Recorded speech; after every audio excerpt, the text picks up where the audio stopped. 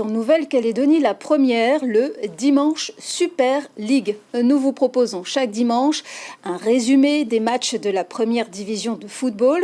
Et ce week-end, il y avait 6 rencontres pour l'ouverture de la saison. Et c'est une pluie de buts à laquelle on a assisté. Le compte-rendu de Martin Charmasson, Clarisse Watoué et Philippe Kunzmann. Au stade Nassé, le SC Nedjéou, finaliste de la dernière Coupe de Calédonie, recevait le Dimbéa FC, un promu. Affaire rapidement pliée, 10 minutes suffisent à Boula Wetchia pour inscrire un doublé. 2-0 pour le club de Lifou à la pause.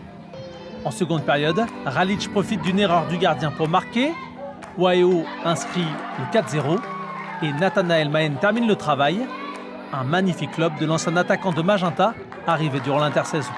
Quand on commence une compétition, surtout un championnat, c'est important de gagner les premiers matchs. Ça lance la saison, c'est pour la confiance, c'est pour la suite après. Dit au confinement, les gars essayaient de s'entraîner tout seuls. Et c'est pas. Donc voilà, il y a un résultat. On a vu que physiquement, le mec est un peu flanché, on va dire.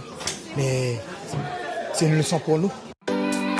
Du côté de Koné, 2 rencontres et l'occasion de mettre à l'honneur Joseph Poameno, un ancien joueur, mais aussi le régiment du service militaire adapté, le RSMA qui s'engage auprès de la fédération financièrement et sur l'arbitrage.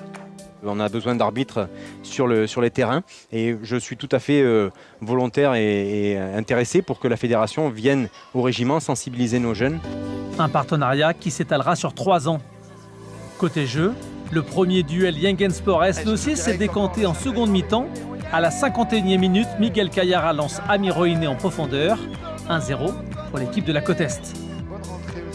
20 minutes plus tard, Shafi Mondaoué rentre sur le terrain à la place de Miguel Kayara. Sur son premier ballon, il se met en évidence. Après une tête de Cédric Sanso, il profite d'un mauvais renvoi pour filer au but. L'attaquant marque contre son ancien club et permet à sa nouvelle formation de mener 2-0. Le score n'évoluera plus. Dans l'autre match au stade Yoshida, la JS Bako recevait Magenta délesté de la moitié de son effectif durant l'intersaison. L'ASM a gardé cependant ses cadres et Kevin Nemia montre la voie à ses nouveaux coéquipiers. Ça ne suffira pas pour s'imposer. Dans le dernier quart d'heure, la Toupie marque contre son camp. Bako parvient à égaliser à 1 partout.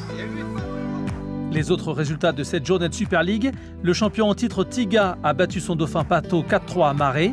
Carton de Wedge 13-0 face au RC Point-Dimier avec un quintuplé d'Aïwe Guéné. Et succès de Kougny face au premier Roi Nono 2-1.